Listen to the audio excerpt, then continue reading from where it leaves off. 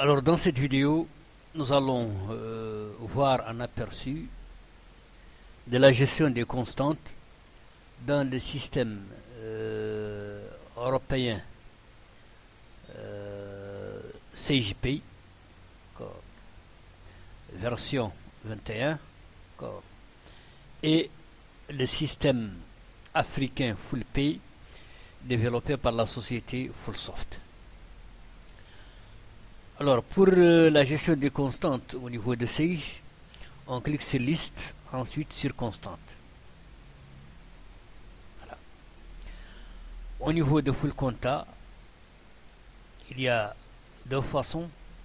Soit on clique sur personnel et traitement associé, soit sur environnement de l'API. Et puis, voilà, par exemple, personnel et traitement associé, d'accord. Et là, on clique sur gestion des constantes. Voilà. La deuxième façon, c'est environnement. Ensuite, on clique sur constante. Et là, nous avons l'écran de gestion des constantes. Alors, au niveau de CJPI, voici la liste des types de constantes proposées. D'accord. Nous en avons ici 1, 2, 3, 4, 5, 6, 7, 8, 9, 10, 11, 12, 13, 14. 14 types de constantes. Alors, au niveau de FullPay, les types de constantes sont listés ici. Nous en avons combien? 1, 2, 3, 4, 5, 6, 7, 8, 9, 10, 11, 12, 13, 14, 15, 16. Donc 16 types de constantes au niveau de géré par FullPay et 14 par CJPay. En réalité, parmi ces 14 que nous avons ici, l'utilisateur ne peut créer qu'une partie de ces types, pas tous. Par exemple, si on veut créer par exemple une constante au niveau de CJPay, on clique sur ce bouton. Et là, nous avons les types de constantes que l'utilisateur peut créer. Ils sont là. On voit que c'est différent de la liste qui est ici. D'accord. Donc, en fait, ce qui est autorisé à l'utilisateur, c'est 3, 4, 5, 6, 7, 8, 9, 10, 11. 11. D'accord. 11 types. Donc il y a 3 qui ne sont pas autorisés à l'utilisateur. Ces 3 sont le type individuel, le type prédéfini et le type événement. Ces 3 types ne sont pas gérables par l'utilisateur. CJPay n'autorise pas l'utilisateur à les gérer. Leur gestion est exclusive à CJPay. D'accord. Donc on voit que parmi les 14 types de constantes, il y a 3 auxquels l'utilisateur n'a pas accès. D'accord. Bien. Alors au niveau de FullPay, tous les types sont gérables par l'utilisateur. C'est-à-dire que quand l'utilisateur crée une constante, par exemple, je mets ici constante y, par exemple, et bien là, je peux créer la constante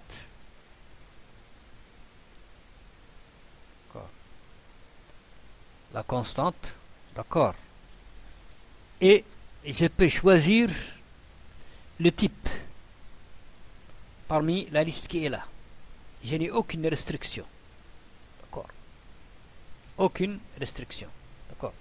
Donc FullPay permet à l'utilisateur de gérer tous les types de constantes. CJPay permet la gestion de 11 types tout simplement. Alors, autre chose, c'est que pour une constante, par exemple, au niveau de CJPay, par exemple, quand on sélectionne par exemple un type et qu'on clique sur OK, là la fiche de la constante et sa formule sont gérées en même temps. D'accord. Ce qui fait que là, par exemple, on a valorisation à chaque appel. Est-ce que vous voyez? Alors, je ferme. Je prends par exemple test. Je clique sur ajouter. Test. Voilà. Eh bien, c'est la même chose. Valorisation à chaque appel. Vous voyez, etc. Au niveau de full pay, eh bien, ce qui est commun aux constantes n'est pas répété à chaque fois. C'est-à-dire qu'il est déclaré une seule fois. Il est là, dans la fiche de la constante. Valorisation à chaque appel dans CJPay lui correspond calcul à chaque appel au niveau de full pay. D'accord. Donc, au niveau de CJPay, il y a une redondance concernant les informations communes au type de constante, alors que ce n'est pas le cas au niveau de CJ, au niveau de full pay. Autre chose.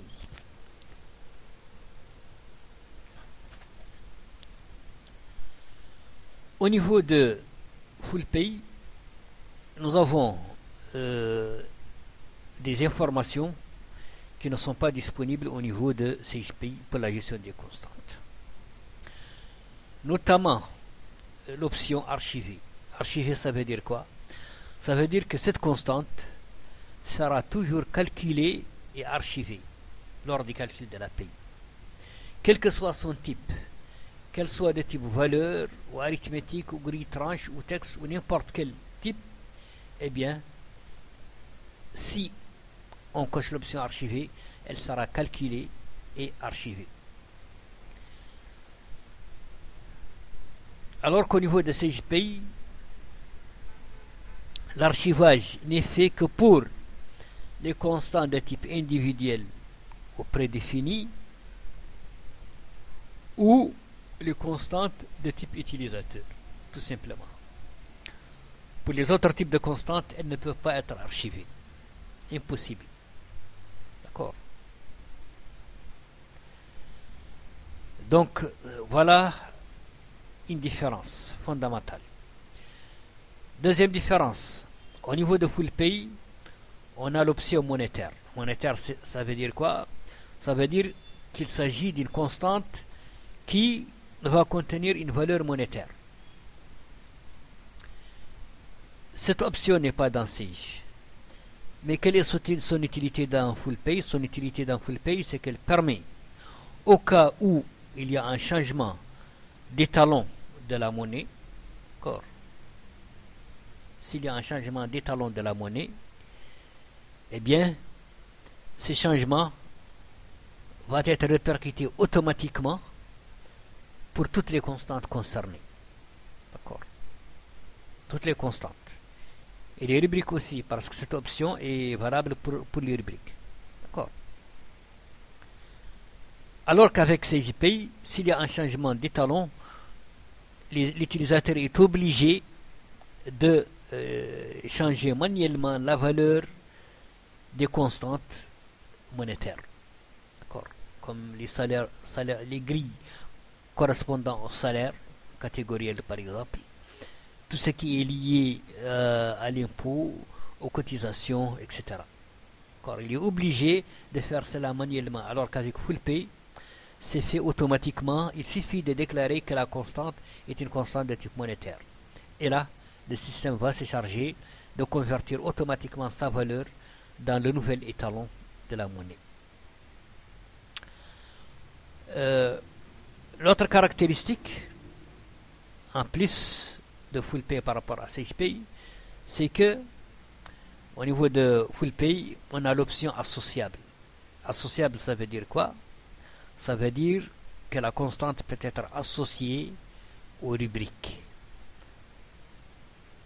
On sait que il y a des associations entre les rubriques et certaines constantes.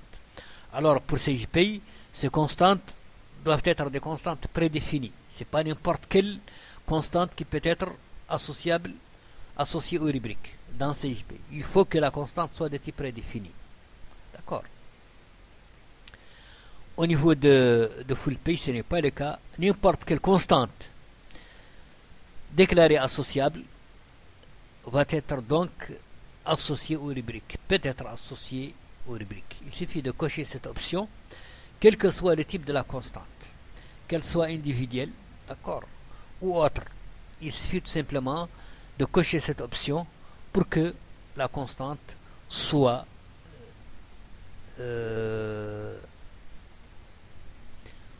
puisse être associable aux rubriques.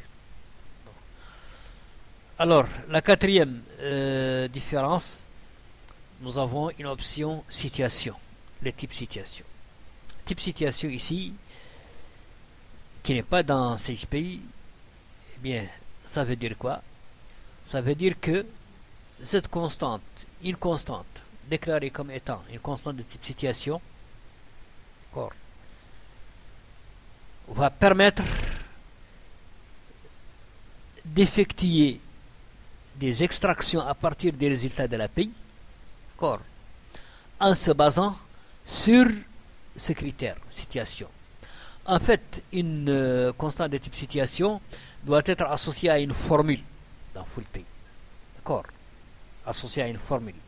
Et dans les états de l'API, l'extraction des données de l'API, si dans une formule on met une constante de type situation, alors elle sera calculée automatiquement et intégrée dans le résultat qu'on cherche. C'est extrêmement utile pour les extractions des données de l'API. Bon, on n'a pas le temps d'aller au détail, mais peut-être que nous aurons l'occasion de voir un cas pratique, du type situation. Et donc là, au niveau de CGPI, ce type bien sûr n'existe pas, d'accord. Et nous mentionnons donc que pour CGPI, il y a des constantes qui ne sont pas accessibles par l'utilisateur. Le type prédéfini, il ne peut pas être créé par l'utilisateur. Le type individuel non plus. Et le type événement non plus. D'accord. Ces trois types de constantes sont gérés exclusivement par CGPI et c'est extrêmement contraignant pour la gestion de l'API. Au niveau de FullPay, toutes les constantes sont accessibles par l'utilisateur, gérables par l'utilisateur, en plus des options que nous venons de voir ici, spécifiques à FullPay et qui permettent d'avoir une gestion optimisée et efficace de l'API. Donc voilà pour cette vidéo, d'accord, un aperçu donc global de la gestion des constantes dans FullPay et dans CGPI. Bien sûr, la comparaison des fonctionnalités entre les deux systèmes continue dans les prochaines vidéos.